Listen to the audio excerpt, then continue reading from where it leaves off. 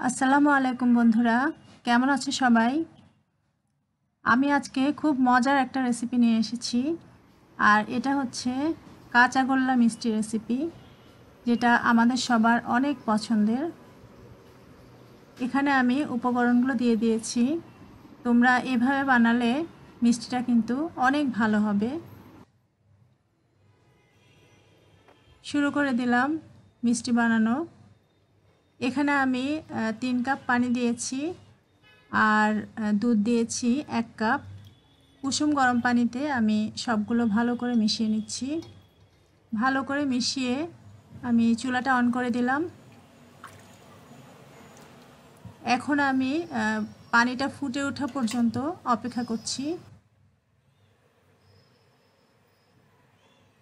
পানিটা কিন্তু আস্তে আস্তে গরম হয়ে যাচ্ছে। এটা যেন সর পড়ে না যায়, এটা খেয়াল রাখতে হবে।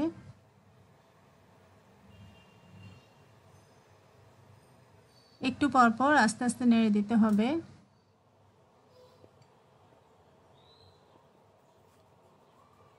আগুনটা কিন্তু আমি মিডিয়াম হিটে রেখেছি।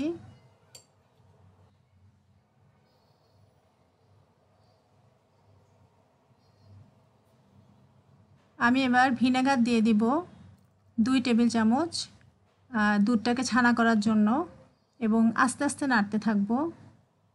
আগুনটা মিডিয়াম হিটে রেখেছি।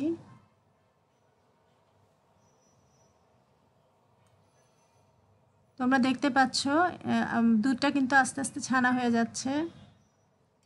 আমি আস্তে আস্তে করে নেড়ে দিচ্ছি এবং 2-3 মিনিটের মধ্যেই পুরোপুরি ছানা হয়ে যাবে, অর্থাৎ দুধ থেকে ছানা এবং পানি আলাদা হয়ে যাবে।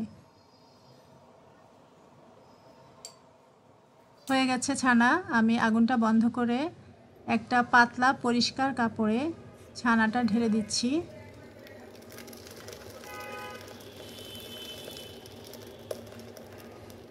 সবগুলো ছানা ঢালা হলো।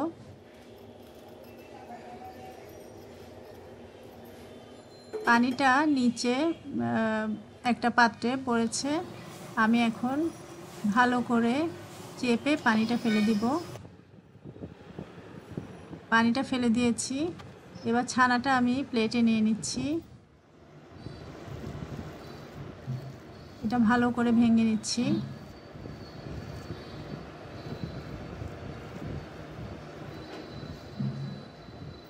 এবার আমি ছানা দুটো ভাগ করে নিব।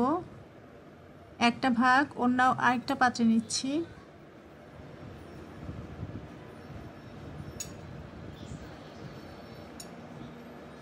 আরেকটা পাত্রে নিয়ে নিলাম।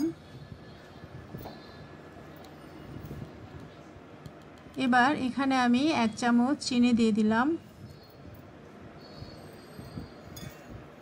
কাঁচাগোল্লায় কিন্তু মিষ্টিটা একটু কমই হয়ে থাকে, তবুও তোমরা চাইলে মিষ্টি আর একটু বেশিও দিতে পারো। আমি এগুলো একটু ভালো করে মেখে নিব। খুব বেশি না, মোটামুটি হালকাভাবে মেখে নিলেই হবে। একটা ছোট ডো বানিয়ে নিয়েছি আমি এবং হাঁড়িতে দিয়ে দিলাম চুলাটা অন করে। আর এখানে দিয়ে দিলাম 1/2 কাপ কনডেন্সড মিল্ক। এখন এটা লো হিটে রেখে আমি আস্তে আস্তে নাড়তে থাকব। কনডেন্সড মিল্কটা কিন্তু আমি বাসায় বানিয়েছি।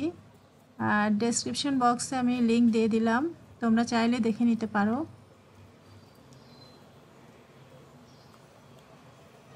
আর মিষ্টিটা যদি তোমরা আরও সাদা করতে চাও তাহলে কনডেন্সড মিল্ক পরিমাণে আর একটু কম দিও।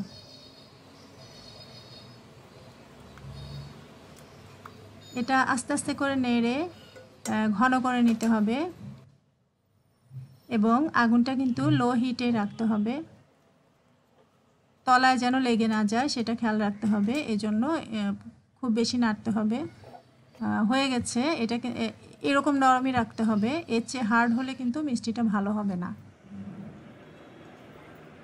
এর সাথে বাকি অংশটা দিয়ে দিলাম ছানা। এবার খুব ভালো করে এগুলো মিশিয়ে নিব।